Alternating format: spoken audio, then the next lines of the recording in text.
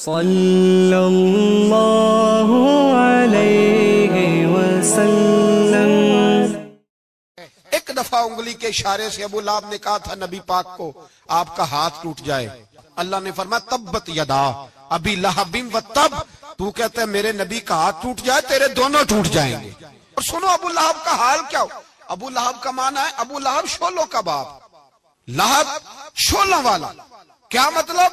ابو لہب اتنا حسین و جمیل تھا کہ اس کے جو رخسار تھے شولوں کی طرح چمکا کرتے تھے، اتنا خوبصورت تھا، لال سرخ رنگ تھا، خوبصورت آدمی۔ عرب میں جب غربت تھی تو اس کے گھر میں اس وقت بھی 2 اینٹیں سونے کی تھی، اتنا مالدار آدمی اور سردار تھا سارے مکے کا۔ لیکن نبی پاک کی بے ادبی کی، تمہیں پتہ ہی نہیں کہ رب دنیا میں سب سے زیادہ ناراض ہی اس سے ہے جو اس کے رسول کا بے ادب ہے، سب سے زیادہ ناراض ہی اسی سے۔ ابو لہب نہ گیا بدر کے موقع پر، ڈر گیا، کہنے لگا میں نے نہیں جانا، مکے میں رہ گیا، نہ گیا جہاد کے لیے، مسلمانوں کے خلاف نہ نکلا۔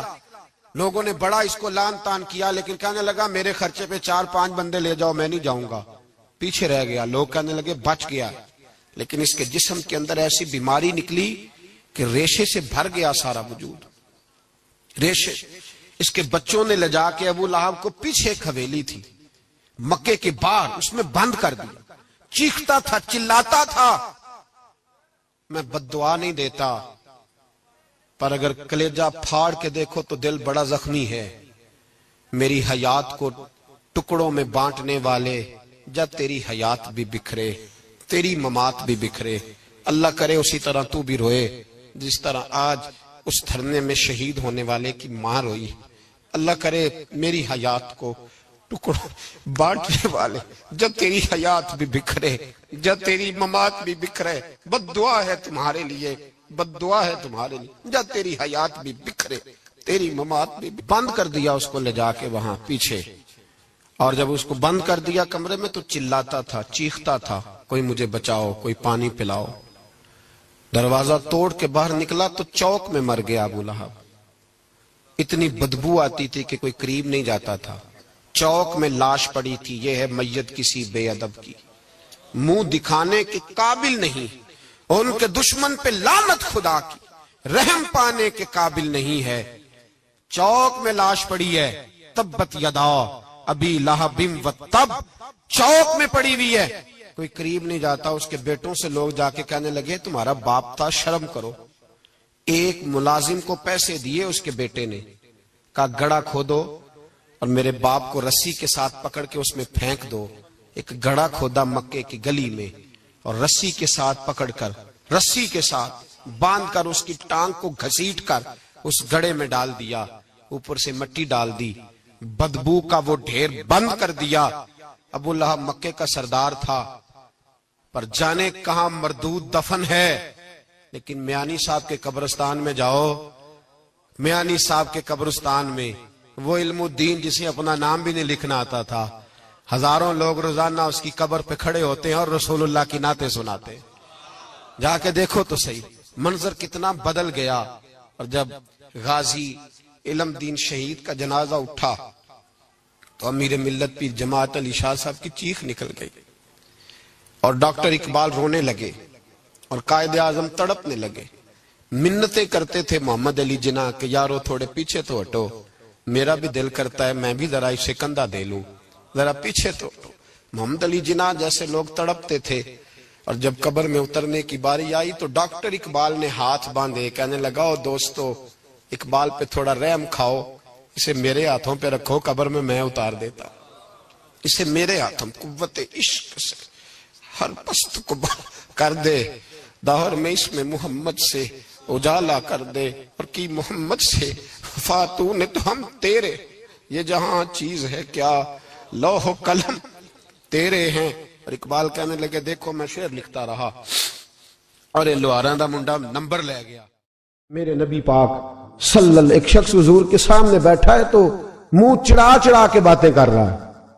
کچھ لوگ نقلیں اتارتے ہیں، اور بزرگوں کی نقل اتارنا اور بزرگوں کی توہین کرنا یہ رب کو سب سے ناپسندیدہ فعل ہے۔ توہین کے انداز میں نقل اتارنا۔ تو کہتے ہیں منہ چڑا چڑا کے باتیں کر رہے تھے. میرے حبیب نے فرمایا نہ ایسے کر, بڑے میٹھے انداز, کیوں اپنے منہ کو بگاڑ رہا, نہ کر. کہنے لگا جی ہے ہی ایسا. حضرت ابو ہریرہ فرماتے ہیں میں قریب بیٹھا تھا, حضور مسکرا رہے اور نہ کر ایسے. کہنے لگا جی یہ میرا منہ ہے ہی ایسا. فرماتے ہیں میں دیکھ رہا تھا حضور کے چہرے کا رنگ بدلا, آنکھوں میں جلال آیا. فرمایا اچھا جا پھر ایسا ہی ہو جائے, جا پھر ایسا ہی ہو جائے. کہتے ہیں میں نے دیکھا اس آدمی کا منہ بگڑ گیا. حضرت ابو ہریرہ فرماتے ہیں وہ رویا کرتا تھا مدینے کی گلیوں میں اور کہتا تھا کوئی مجھے معافی لے دو, لیکن گرا جو ان کی نگاہ سے وہ سنبھل نہیں سکتا. گرا جو ان کی نگاہ سے کبھی سنبھل نہیں سکتا. کوئی ایسا کام نہ کرے, کوئی ایسا کام نہ کرے, کوئی بھی, جس سے حدیث صحیح میں موجود ہے بنی اسرائیل کے ایک شخص نے اپنی ماں سے بد دعا لی تھی اور عابد زاہد تھا, لیکن ماں کا نافرمان تھا. تو اماں نے کہا جا مرنے سے پہلے تو آزمائش میں مبتلا ہو جائے. رب کی خفیہ تدبیر سے ڈرنا چاہیے. تو مرنے سے پہلے ایسی آزمائش میں ڈال گیا کہ ایک بری عورت نے الزام لگا دیا. لگا الزام, لیکن زمانے میں رسوائی چاروں جانب ہو گئی. تو لوگ آ کے کہتے تھے تیرے ساتھ کیا بنا؟ کہتا کچھ بھی نہیں, میری اماں نے میرے لیے بد دعا کی تھی, اس کا رنگ دیکھ رہا ہوں. کیوں میں نے ستایا اپنی ماں کو؟ توبہ کر, دعائیں لیا کریں زندگی میں. بد دعاؤں والے کام ہم تو 1 منٹ لگاتے ہیں بد دعا لینے میں, 1 منٹ لگاتے, 1 منٹ. ایک میں بزرگوں کا پڑھ رہا تھا ایک دفعہ اخبار میں, تو ان کی آنکھیں کالی ہو گئی, اندر سے کالی ہو گئی. تو بیچارے نابینا ہو گئے. کسی نے ان سے کہا کہ ہوا کیا؟ تو کہنے لگے ایک شرارتی لڑکے نے میرے آگے کھڑے ہو کے 2-3 دفعہ ریس دی تو دھواں میرے منہ پہ پڑا, تو آنکھوں کے اندر گھس گیا ہے, بڑے علاج کرائے, لیکن اس کی شرارت تھی نا. تو وہ کہتے ہیں میں تو یہی کہتا ہوں کہ اللہ کرے تجھے بھی کبھی یہ معاملہ ہو, تجھے پتا چلے. ہم نہیں, باز ہی نہیں آتے, ہم کسی کو تکلیف دینے کا کوئی موقع ہاتھ سے جانے نہیں دیتے. میرے عزیزو یاد رکھو, ڈھونڈا کرو کہاں کہاں کس کس کو ستا بیٹھے, کس کس کی توہین کر بیٹھے, کہاں کہاں ہم نے لوگوں کے بد دعائیں اکٹھی کی. بد دعائیں پیچھا کرتی ہیں, جس طرح دعا پیچھا کرتی ہے بد دعا بھی پیچھا کرتی ہے. وہ پیچھے پیچھے چلتی ہے, وہ تاڑتی ہے. عتبہ نے میرے رسول پاک صلی اللہ علیہ وسلم کی بے ادبی کی. حضور علیہ السلام کے چہرہ انور پر اس نے معاذ اللہ ثم معاذ اللہ تھوکنے کی ناپاک جسارت کی. میرے حبیب نے دعا فرمائی, یا اللہ اللہم سلط علیہ کلب, اللہ اس پر درندہ مسلط کر دے. ابو لہب کا بیٹا تھا, رات کو جب سوتا تھا تو ابو لہب 2-4 بندوں کو معاوضہ دے کے کھڑا کرتا تھا کہ نیزے لے کے کھڑے ہو جاؤ, میرے بیٹے کے قریب کوئی نہ آئے.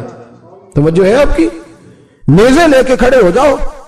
لوگ کہتے تو انہیں نبی بھی نہیں مانتا اور بات ہر ایک مانتا ہے, پیغمبر بھی نہیں مانتا. تو ان کے جملے کہنے لگا میں مانوں نہ مانوں بات الگ ہے, لیکن میرا تجربہ ہے جو اس کے منہ سے نکل جاتا ہے وہ ہو جاتا ہے, جو ان کی زبان اطہر سے نکل جاتا ہے وہ.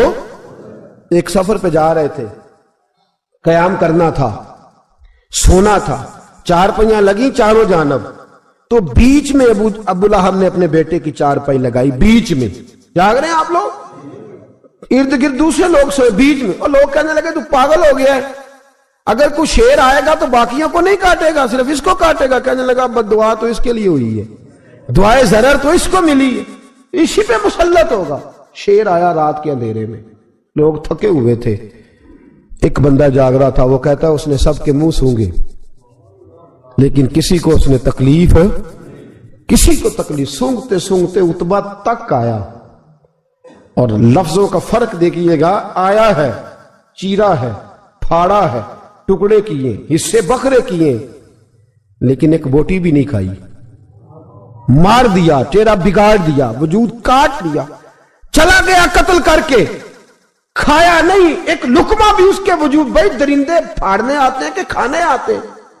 وہ کھایا نہیں, پھاڑ کے چلا گیا. تو لوگ سویرے پوچھنے لگے صحابہ سے کہ ماجرا کیا ہے؟ تو گویا صحابہ زبان حال سے کہہ رہے تھے گستاخ کا گوشت گندا ہوتا ہے, جانور بھی نہیں کھایا کرتے, گندا ہوتا ہے. یہ ہے میت کسی بے ادب کی, منہ دکھانے کے قابل نہیں ہے. ان کے دشمن پہ لعنت خدا کی, وہ رحم پانے کے قابل نہیں ہے. میرے رسول پاک صلی اللہ علیہ وسلم کی زبان اطہر سے اگر کبھی کسی شخص کے لیے ایسا جملہ نکل گیا تو پھر اس نے بھی اس کا پیچھا کیا، لیکن میرے حبیب نے دعائیں ہی دی ہیں۔ ام حرام، یہ بخاری کی حدیث ہے، ایک خاتون ہے رضی اللہ تعالیٰ عنہ، وہ کہتی ہیں ایک دن نا میں نے کہا یا رسول اللہ میرا دل کرتا ہے میرے گھر آئیں، تو حضور تشریف لائے تو بڑے تھکے ہوئے، محبوب سفر تھا، تو کہتے تھکے ہوئے تشریف لائے تو حضور آ کے بیٹھے ہی تو میں نے دیکھا کہ نیند کی طرف توجہ ہے حضور کی، کہتے میں نے تکیہ پیش کیا تو میں قربان جاؤں محبوب میرے گھر میں آرام کرنے لگے، کہتی ہم سارے نظارے دینے لگے، دیکھو ہم کتنے خوش قسمت ہیں کہ ہمارے بسترے بھی نور علی نور ہو گئے، ہمارا گھر بھی چمک گیا، روشنی پھیل گئی۔ کہتے ہیں حضور سوئے جب اٹھے نا تو مسکرا رہے تھے، حضور اٹھے تو اس زمانے میں کوئی تصور نہیں تھا بیڑی بیرے کا، کشتی جو سمندر میں چلتی ہے اس کا تصور ہی نہیں تھا، ابھی قریب قریب نہیں بنتی تھی وہ کشتیاں، دور دور علاقوں میں بنتی تھی، اور اگر بنتی بھی تھی تو ان میں بیٹھ کے مجاہد نہیں جاتے تھے، مجاہد خشکیوں کے رستے جایا کرتے تھے۔ بی بی کہتی ہیں حضور اٹھے تو مسکرا رہے تھے، تو میں نے کہا حضور آپ کیوں مسکرا رہے ہیں، خیر تو ہے؟ تو نبی پاک نے فرمایا میں نے دیکھا ہے سوتے ہوئے کہ میری کچھ امت کشتیوں پر بیٹھ کے بھی کافروں کے خلاف جہاد کرے گی، دریاؤں میں بھی، اقبال نے کہا نا دشت تو دشت ہے دریا بھی نہ چھوڑے ہم نے، بحر ظلمات میں دوڑا دیے گھوڑے ہم، کشتیوں میں بھی جہاد کرے گی میں نے دیکھا ہے۔ تو کہتی ہے میں نے فٹافٹ کہا یا رسول اللہ مجھے بھی شامل کر دے ان میں، حضور مجھے بھی ان میں، حضور ذرا جلدی جلدی، دیکھا جو ان کو بانٹتے تو میں نے بھی بڑھ کے پیار سے دستے عطا کے سامنے دستے طلب بڑھا دیا، میں نے بھی آگے بڑھ کے کہا حضور تھوڑی خیر ادھر، حضور مجھے بھی شامل کر دے، کہتے پہلے بوڑھی تھی، نبی پاک نے ہاتھ اٹھائے کہ یا اللہ اس کو بھی ان میں شامل کر دے۔ اب فرماتے ہیں سرکار کا وصال ہوا، کوئی جہاد نہیں ہوا سمندر والا، حضرت ابو بکر کے زمانے میں کوئی جہاد نہیں ہوا سمندر والا۔ مجھے لوگ کہتے تو نے مرنا کب ہے، میں نے کہا جب تک کشتی والا جہاد نہیں ہو جاتا، جب تک کشتی والا جو دن کو کہہ دیا دن ہے تو دن نکل آیا، جو شب کو کہہ دیا شب ہے تو رات ہو کے رہی، خدا نے ان کی زبان کو وہ اختیار دیا جو نکلی منہ سے ان کے وہ بات ہو کے رہی۔ فرمایا جب تک کشتی والا جہاد نہیں ہوتا میں نے مرنا، تو پھر بابے کو کہنے دو نا عرش فرشتے بانگا ملیاں مکے پہ گئی شور، اور بلے شاہ ایسا نہیں مرنا، گالی بکی بلے شاہ ایسا نہیں مرنا ہے، مر گیا ہی کوئی اور تے بارت شاہ کدو مر دے جنہ کیتیاں نیک کمائیاں نے، بات ہی ختم کر دی، او کدو مر دے جنہ کیتیاں نیک کمائیاں نے۔ حضرت سلطان باہو رحمت اللہ علیہ فرماتے ہیں کامل پیر اونا دے باہو قبر جنہ دی جیوے، فرمایا میں نہیں مرتی، حضرت اسرائیل نہیں آتے وہ چھو کے گزریں گے، کہتی بہنیں بھی چلی گئیں، بھائی بھی چلے گئے، خامد بھی چلا گیا، بچے بھی کئی گئے، اور میں اسی حالت میں۔ حضرت ابو بکر صدیق کا وصال ہوا، حضرت عمر کا وصال ہوا، حضرت عثمان کا، گن رہے ہیں آپ لوگ، حضرت ابو بکر کے 2.25 سال، حضرت سیدنا عمر فاروق کے کم و بیش 10 سال، حضرت عثمان غنی کے تقریباً 11.5 سال، کتنا عرصہ ہو گیا؟ کہتی ہیں کوئی، پھر حضرت علی کے 4.5 سال، بی بی کہتی ہے میں تر و تازہ تندرست کی تندرست، لوگ کہتے ہو بی بی تیرے ساتھ والے سارے چلے گئے تو کب جائے گی؟ تو میں کہتی ساڑھے نبی دی زبان، ساڑھے نبی دی زبان، ساڑھے واسطے قرآن، میں کیسے جاؤں، ابھی جہاد ہی نہیں ہوا۔ کہتے ہیں خلفائے راشدین نے پردہ کیا، حضرت امیر معاویہ کا دور آیا اور حضرت امیر معاویہ نے قسطنطنیہ کے لیے جب مجاہد بھیجے تو سمندر کا رستہ تھا، کہتی ہیں جب سواریاں جانے لگی تو کہنے لگے کچھ بیویوں کی بھی ضرورت ہے کھانا پکانے کے لیے، کہتی ہے میں ہاتھ بھی کھڑا کرتی رہی، درود بھی پڑھتی رہی اور محمد کی صداقت پر شکر بھی ادا کرتی رہی۔ کہتے ہیں میں نے ہاتھ کھڑا کیا تو مجھے کچھ لوگ کہنے لگے بی بی تو سلیکٹ ہو جائے گی، تو بوڑھی ہے، تو کہتی ہے میں نے کہا سلیکٹ ہو کیا جاؤں گی، مجھے جانے والے سلیکٹ کر کے گئے ہیں، مجھے سلیکٹ کیا گیا ہے، جنہوں نے ظاہری پردہ کیا ہے نا سلیکٹ، مجھے حضور نے دعا کر دی تھی تو نبی پاک کی دعا، فرماتی ہیں ہم نے کشتی میں بھی بیٹھی، جہاد بھی کیا، اور جس دن وہ جہاد ختم ہوا حضرت ام حرام کا وصال ہو گیا، تو لوگوں سے پوچھتے بی بی چلی گئی، کہنے لگے ہاں مصطفیٰ کا کیا ہوا وعدہ جو پورا ہو گیا ہے، میرے محبوب نے جس کو دعا دے دی मेरे रसूल करीम ने जिसके लिए दुआ कर दी। दूसरा दर्जा वालिद का, अगरचे रसूल पाक अलैहिस्सलाम के वालिद गिरामी आपकी विलादत से कबल तशरीफ ले गए थे, लेकिन मेरे हबीब पाक अलैहिस्सलाम ने जनाब अबू तालिब के साथ जो रवैया रखा और फिर हजरत अब्बास के साथ जो रवैया रखा, पता क्या हाल था? जब रसूल पाक अलैहिस्सलाम फरमाते गुर्बत थी तो मुझे जनाब अबू तालिब ने पाला, उनकी ज़ौजा हजरत फातिमा बिनते असद रदी अल्लाह ताला अन्हा जो जनाब अली मुर्तदा की वालदा है, फरमाते हैं कि उन्होंने मेरी बड़ी खिदमत की, मुझे घर में रखा, प्यार से रखा। मेरे वालिद और वालदा के विसाल के बाद, चचा के जाने, दादा के जाने के बाद चचा और चची ने पाला और इस घर को एक मुकम्मल माहौल फराहम किया। फिर एक वक्त आया कि जनाब अबू तालिब पे गुर्बत आई। नबी करीम सल्लल्लाहु अलैहि वसल्लम बकरियां चराने जाते थे और वहां से जो उजरत लेके आते थे सीधी लाके चचा की हथेली पे रखते थे, चचा की हथेली पे रखते और फरमाते थे कि चचा आप अपने मसारफ के लिए इसको खर्च कर सकते हैं, ये आलम। और फिर चचा ने भी तो कमाल कर दी ना, फिर उस चचा ने भी तो कमाल कर दी ना। सारे लोग इकट्ठे होके आ गए ना हज़रत अबू तालिब के पास और आके कहा कि जनाब अपने भतीजे को मना कीजिए वरना सारी बरादरी आपकी मुखालफत करेगी। हद हो गई, अब हद हो गई। अब सारी उनसे कहिए कि उन्हें दौलत चाहिए या अरब की कोई खूबसूरत औरत चाहिए या माज़अल्लाह कोई और चीज का मुतालबा करते हैं तो हम देने को तैयार हैं, लेकिन उनको कहते हैं कि या तो तबलीग छोड़ दे या उनका ये भी कहना है कि जो आपका मुतालबा है आप बतलाएं। हबीब पाक अलैहिस्सलाम ने फरमाया कि अगर वो मेरे सीधे हाथ पे चांद रखें, दूसरे पे सूरज रखें, फिर भी मैं अल्लाह की तौहीद का ऐलान करता ही रहूंगा, मैं तो इस दावे से बाज नहीं आऊंगा। जनाब अबू तालिब ने कहा भतीजे फिर मैं भी बूढ़ा हो गया हूं। तवज्जो है आपकी? मेरी बात समझ में आ रही है? जिस आदमी का बड़ा सहारा हो ना, बड़ा, वो जब कहता है ना नहीं, बंदा की ना कुछ उम्मीदें वाबस्ता होती है कुछ लोगों के साथ। वो एक दो चार लोगों को काम कहते हैं, फिर उन्हें पता होता है कि फला आदमी से मेरी उम्मीद वाबस्ता है, वो कभी नहीं जाएगा। जब अबू तालिब ने कहा ना कि मैं फिर बूढ़ा हो गया हूं, तो अल्लाह के हबीब उठे। हुजूर सैयद आलम सल्लल्लाहु अलैहि वसल्लम की मुकद्दस आंखों में आंसू है। गोया हुजूर फरमा रहे हैं कि चचा बाप का खिदमत भाई की नहीं करता जायदाद के तनाजे में जितनी भतीजे उठ के करते। जनाबे अबू तालिब ने देखा कि रसूल पाक ने रुख फेरा, आंखों में आंसू है। चचा तेरी मर्जी, ये लफ्ज कहे तो हुजूर की आंखें भर आई। जनाबे अबू तालिब बूढ़े आदमी थे, उठे पीछे दौड़े, हुजूर को कंधे से पकड़ा, खींच के रुख अपनी तरफ किया, सीने से लगाया और कहा भतीजे जा, जो तेरे दिल में आता है कर, खुशी हो या गम हो, कोई साथ दे ना दे, तेरा चाचा हमेशा तेरा साथ देता रहेगा। जा, तुझे इजाजत है, जो तेरे दिल में है। मेरे दोस्तों, बहसीयत एक सरबराह खानदान के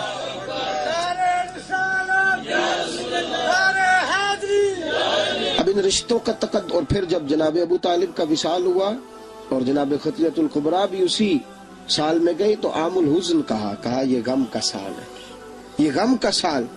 रिश्तों का तकद्दुस जो नबी पाक अलैहिस्सलाम के आने पे कायम हुआ, कबल इसके इंसानियत इससे आशना न थी। रिश्तों को जो मोहब्बत और खुलूस का रंग मेरे मुस्तफा ने अता फरमाया, दुनिया के किसी कानून में उसका तसव्वुर भी नहीं किया जा सकता। अल्लाह के पास ने एक बूढ़ी अम्मा अपना बेटा छोड़ गई, तो हजरत साहब ने को 2 4 5 महीने रखा। तो बाद में उसकी अम्मा को बुला के कहा कि भाई तू बेवा है, बेटा तेरा यतीम है, मैं नहीं चाहता कि इसका वक्त जाया हो, ये पढ़ने वाला कोई नहीं, सारे नहीं भाई पढ़ने वाले होते।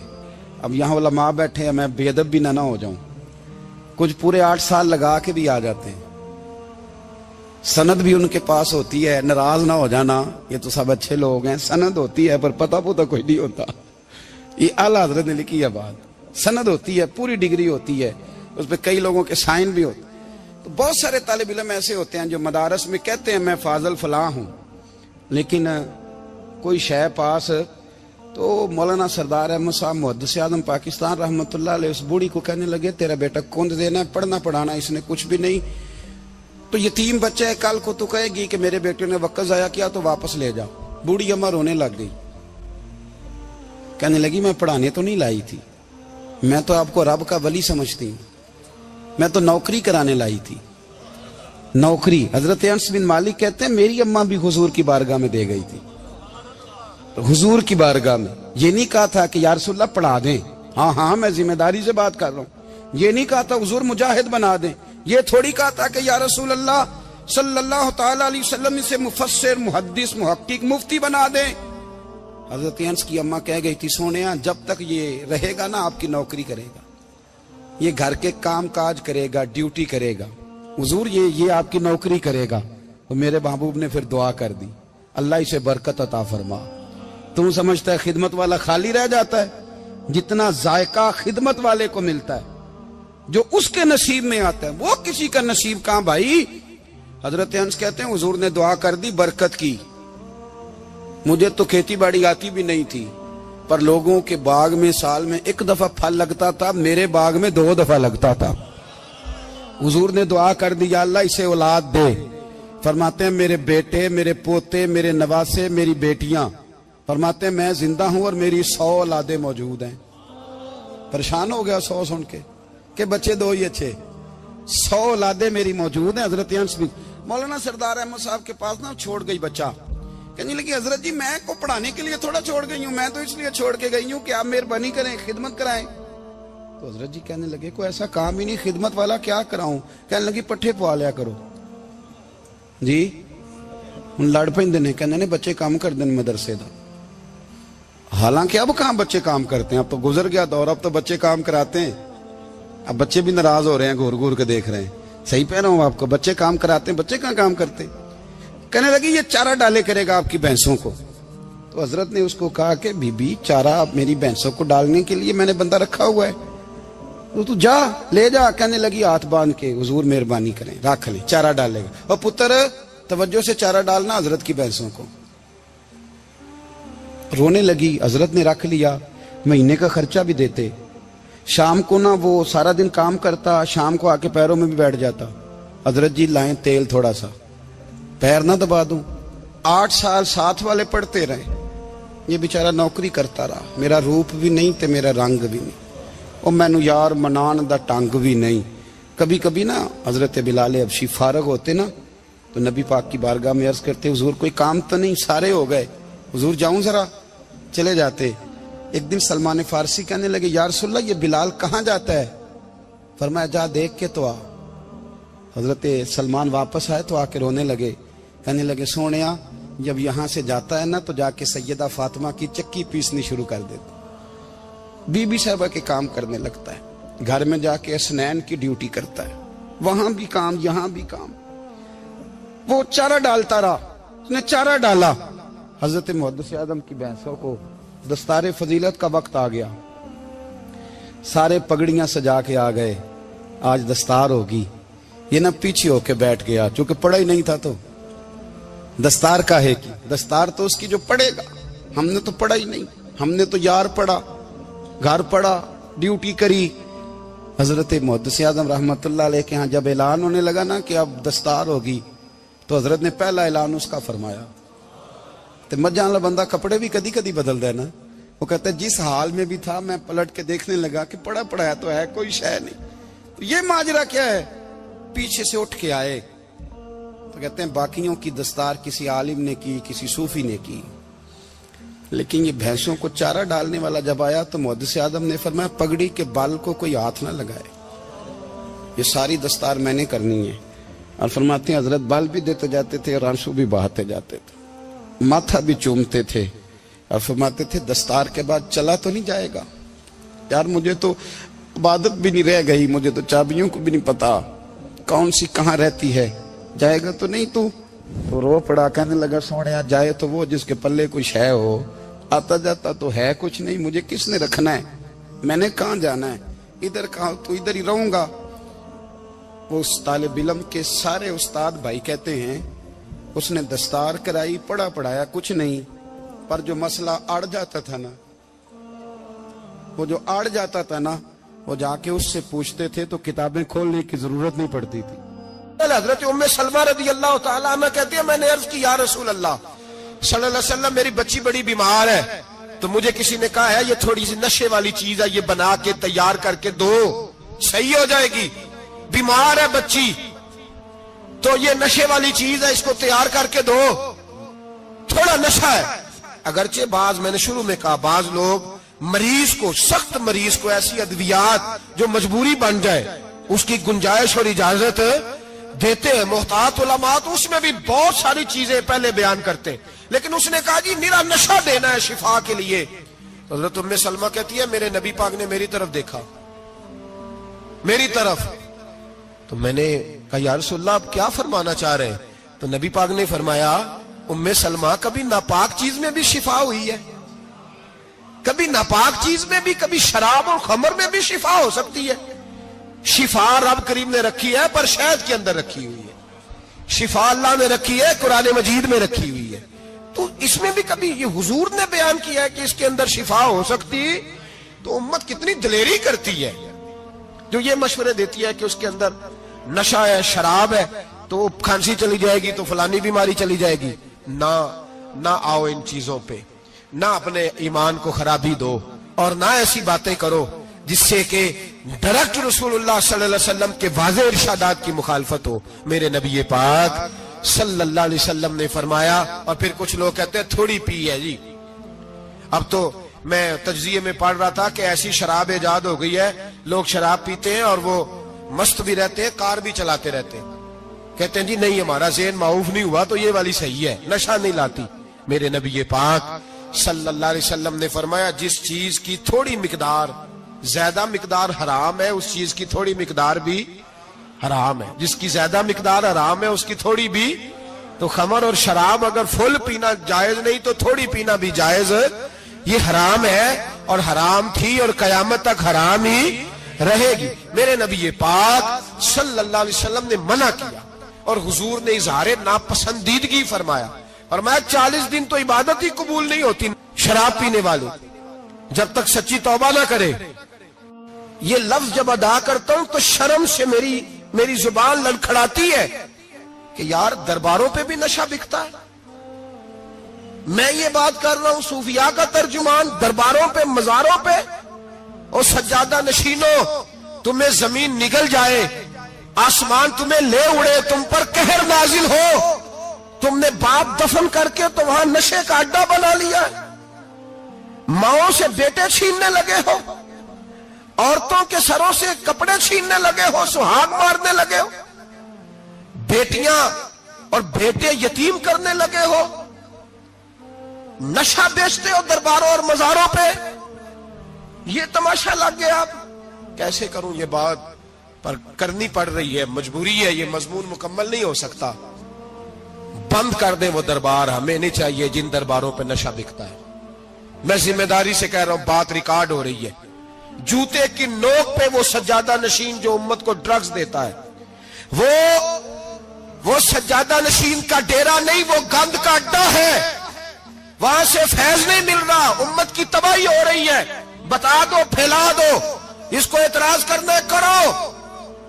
میرے رسول پاک سید عالم صلی اللہ تعالی علیہ وسلم کا دین ضروری ہے، کسی پیر کی سجادگی ضروری، بولیے سجادگی ضروری، بڑی ذمہ داری سے کہہ رہا ہوں اور نمائندگی کر رہا ہوں اپنی جماعت کی۔ نہ ہمارے بزرگوں نے کل اس کی حمایت کی تھی، نہ آج کرتے ہیں، نہ قیامت تک کریں گے۔ بند کر دے وہ دربار اور مزار۔ بزرگ دنیا میں یہ کام کرنے آئے تھے، اور ہماری سوچ اتنی گر گئی ہے، اتنے ہم کمزور ہو گئے۔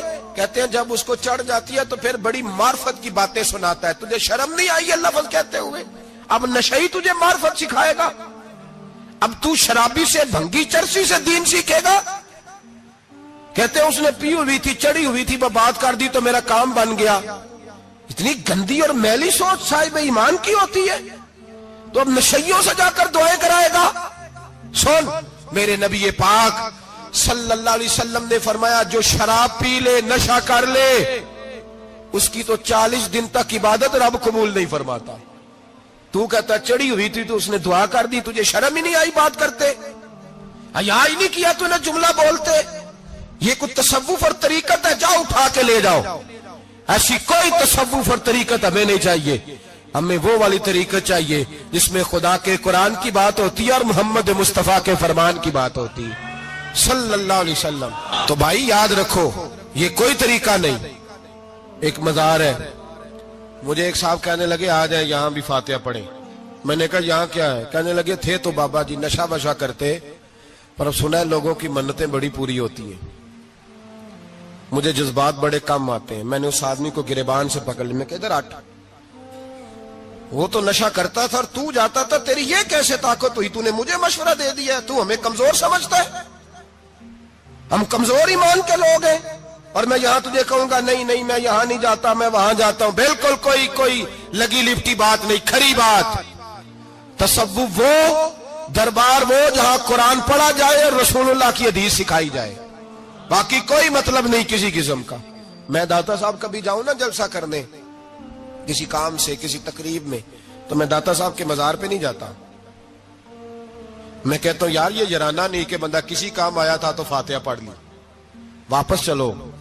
گکھڑ سے اسپیشل آئیں گے داتا صاحب کے مزار پہ حاضری دیں گے, اور میرے سنگی گواہ ہیں کہ میں اسپیشل ٹائم نکال کے بہت سارے کام چھوڑ کے اسپیشل جاتا ہوں, اور میں مراد ماننے نہیں جاتا, میں داتا صاحب کا شکریہ ادا کر دے جاتا ہوں. میں ان سے کہتا ہوں حضور آپ کی مہربانی, آپ یہاں آئے تو ہمارے بڑے بھی رسول اللہ کے غلام بن گئے. میں تو سلام عقیدت پیش کرنے جاتا ہوں. ہم مزارات پر جانے کے قائل نہیں, بلکہ ہماری تو عقیدت کا درجہ ہی مکمل نہیں ہوتا جب تک ہم مزار پہ سلام نہ کریں. پر مزار داتا صاحب کا, مزار خواجہ معین الدین اجمیری کا, مزار غوث اعظم جیلانی کا, مزار محدث اعظم مولانا سردار احمد کا, مزار اولیاء کا, مزار میاں شیر محمد شرک پوری کا, مزار رب کریم کے بندوں کا. بھنگیوں چرسیوں کے مزار نہیں ہوتے, اور نام ان مزارات کے قائل ہے, بالکل قائل نہیں ہم. میں تھوڑے دن پہلے لاہور گیا تھا, تو میں کار میں میاں صاحب میاں شیر محمد شرک پوری کا ذکر کر رہا تھا. میں اپنے دوستوں سے کہہ رہا تھا یار بہت بڑا بابا ہوا ہے. تو مجھے کہنے لگی کرامت کیا ہے؟ میں نے کرامت یہ ہے کہ ساری زندگی سنت کا درس دیا ہے. تو مجھے کہنے لگے آپ کبھی گئے نہیں؟ میں نے کہا میں اسپیشل گیا تھا, اور تھوڑے دنوں کے بعد پروگرام بناؤں گا تو میں ساتھ لے کے جاؤں گا. ہم مزارات کے قائل ہیں, حاضریاں دیں گے مزاروں پہ, لیکن بھنگیوں چرسیوں کے مزاروں پر جانے کے قائل ہیں. زور سے بولے, یہاں جانے کے قائل ہیں, کوئی عقیدہ نہیں ہے ہمارا. نشہ بکے گا اب مزاروں پہ, اب یہ تصوف ہوگا وہاں, یہ طریقت ہوگی. اور ملت پر رحم کھاؤ خدا را. اگر تمہارے قومی ادارے کہتے ہیں رپورٹ کرنے والے کہ 70 لاکھ پاکستانی نشہ کرتا ہے, تو کیا تمہیں یہ نہیں پتا کہ نشہ بیچتا کون ہے؟ کیا تمہیں یہ نہیں پتا کہ ڈرگز کا کاروبار کون کرتا ہے؟ اگر تمہیں یہ پتا ہے تو کیا یہ خبر نہیں تمہیں کہ ان رگوں پر یہ خون اتارتا کون ہے؟ میں اپنے بزرگوں سے معذرت کے ساتھ, نشے کا آغاز, ناراض تو نہیں ہو جائیں گے بزرگ, نوجوانوں کو میں لتاڑ لیتا ہوں, لیکن بزرگوں کی عزت کرنا سنت ہے. تو میں بزرگوں سے معذرت کے ساتھ, یہ یوں سمجھ لیے خوگرے حمد سے تھوڑا سا گلا بھی سن لے. نشہ سگریٹ سے شروع ہوتا ہے, سگریٹ سے. میں تمباکو کو حرام نہیں کہتا, یہ فتویٰ نہیں دے رہا. تمباکو کا حکم وہی ہے جو مولی کا ہے, جو کچے پیاز اور لہسن کا ہے, کہ آپ جب کھا لیتے ہیں تو منہ سے بدبو آتی ہے, تو آپ مسجد میں آئیں تو آنے سے پہلے مسواک کریں, منہ صاف کریں, پھر آپ آ جائیں. تو جائز ہے, مکروہ ہے لیکن حرام ہے. لیکن تمباکو سے آگے جب حالات بڑھتے ہیں, تجزیہ نگاروں نے لکھا ہے کہ ہمارے پنجاب کے کچھ علاقوں میں اب سگریٹ سے نکال کے نا, پہلے بھی بھرتے تھے لوگ اس میں بڑا کچھ, اب پتہ ہے کہ نیا نشہ ایجاد کیا ہے. اب اس کے اندر چربی بھرتے ہیں اور چھپکلی کو مار کے, سکھا کے, خشک کر کے, اس کو پیس کے وہ ساتھ نشے کے ملاتے ہیں, اور اس کا حال یہ ہوتا ہے کہ آدمی کو زیادہ نشہ ہوتا ہے, اور کہتے ہیں وہ اتنا گند ہے کہ وہ آدمی کسی کو دانت بھی لگائے گا تو وہ بندہ بھی بیمار ہو جائے گا. کیا یہاں لوگ اسپرٹ نہیں پیتے ہیں آپ کے ملک میں؟ اور ہم کبھی سڑک پہ جاتے ہیں تو نشئی کو دیکھ کے مذاق کرتے ہیں, دیکھنا میں ہارن لگاؤں گا تو گاڑی کے ہارن سے گر جائے گا. لیکن تجھے پتہ نہیں کہ یہ کسی ماں کا بیٹا ہے, پتہ نہیں کسی بیوی کا شوہر ہے. ایک ہمارے دوست ہیں، بزرگ ہیں، ان کا داماد فوت ہو گیا، نشہ کرتا تھا، تو میں تعزیت کرنے ان کے گھر پہنچا تو کھڑے ہو گئے ہاتھ باندھ کے، کہنے لگے حضرت صاحب باقی ساریاں گلاں چھڑ دیو، صرف نشے تے تقریر کریا کرو۔ وہ جب جیتا تھا تو تب بھی اس کے بچے یتیم ہی تھے، یتیم ہی تھے۔ میری بیٹی جب میرے گھر آتی تھی اور میں اپنے پوتوں کے اترے کپڑے اسے پہننے کو دیتا تھا تو میرا کلیجہ پھٹتا تھا، اور میری بیٹی اس کی زندگی میں بھی بیوہ کی زندگی گزار رہی تھی، وہ میری بہوؤں کے اترے ہوئے کپڑے پہنتی تھی، کوئی دعا کرو، کوئی جلسے کرو، یہ لت ختم ہو جائے۔ اور کہنے لگا اب میرے وہ چلا تو گیا ہے، دادا دادی اس کے پہلے کوئی نہیں، چچا ہے کوئی نہیں، جب تک تو میں زندہ ہوں ان نواسوں کو کوئی روٹی کا لقمہ، کوئی کپڑا مل جائے گا، لیکن سوچتا ہوں میں بوڑھا ہوں، مر گیا تو ان کو کوئی پوچھے گا بھی نہیں، کون ان کی خبر۔ اتنا ظلم اس قوم سے، اتنی زیادتی، اور آرام سے لکھ کر لوگ گزر گئے کہ یہ 70 لاکھ ہے، ان کا درد تو سمجھو، تکلیف تو سمجھو۔ 7 فٹ کا سونا جوان اور نشے کا عادی ہے تو کسی نالی میں پڑا ہوا ہے۔ اور میں نے کہا اس قوم کے ساتھ اس سے بڑا بھیانک مذاق کیا ہوگا؟ کوئی دانشور تھا بڑا ظالم، اس ظالم سے کوئی مشورہ لینے آیا، اس نے آ کے کہا تو بڑا ظالم ہے، بڑے کڑوے مشورے دیتا ہے، میرا ایک دشمن ہے، میں اس سے بدلہ لینا چاہتا ہوں، میرا دل کرتا ہے اس کا بچہ قتل کر دوں تاکہ وہ تڑپے۔ تو ظالم نے کہا اسے قتل نہ کر، وہ تو اس کا باپ 2-4 مہینے رو کے چپ کر جائے گا، پھر میں سخت سزا دینا چاہتا ہوں، مشورہ دے۔ تو اس نے کہا اس کے بچے کو نشے پہ لگا دے، جس کا بچہ نشہ کرے گا وہ باپ روز مرے گا، روز جیے گا، وہ ماں روز مرے جیے گی، نشے پہ لگا دے۔ اس قوم کے ساتھ سب سے بڑا ظلم یہ ہوا کہ ملت کا جوان نشے پہ لگ گیا، ڈرگز پہ لگ گیا، اتنے تباہ حالات ہوئے کہ جوان چڑھتی جوانیاں، اماں نے کتاب دے کے بھیجا تھا، اور کالج سے واپس آئے تو نشے کے ٹیکے ہاتھوں میں پکڑے ہوئے، ٹیکے۔ اور آپ کے اس ملک کے اسلام آباد میں ایک دن میڈیا نے وہ خبر بھی وائرل کی اور وہ چیز بھی دکھائی لوگوں کو، 3 مہینے کا بچہ لے کے نشئی سڑک پہ آ گیا، اس نے کہا میرا نشہ ختم ہو گیا، میرا بچہ خرید لو، 2 پڑیاں دے دو۔ تو وہاں بیبیاں جو سن رہی تھی وہ بھی چیخیں مار کے رو رہی تھی۔ یہ ظلم کیا اس قوم کے ساتھ، اور کرپشن کی لعنت نے اجازت دی سپلائی کرنے والوں کو کہ گلی گلی بیچے، گلی گلی۔ انہوں نے کچھ تھوڑا ظلم نہیں کیا ان حکمرانوں نے، اور ہماری اپوزیشن اس کو نہ صرف اتنا پتا ہے کہ یہ جائیں اور ہم آئیں، اس سے زیادہ کوئی غرض نہیں۔ بھائی کرپشن کے خلاف نکلے ہو تم، نشے کے خلاف کس دن نکلو گے؟ جوئے کے خلاف کس دن؟ قوم تو مر رہی ہے نشے سے، اس کے خلاف میدان میں کب آؤ گے؟ صرف اتنا ہے کہ یہ جائیں اور ہماری باری آئے، اس سے زیادہ کچھ نہیں۔ جس دم یار پیارے بچھڑے، کون رووے مڑ تھوڑا،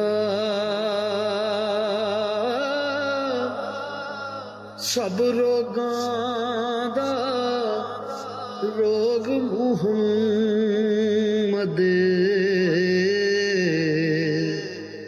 جس دا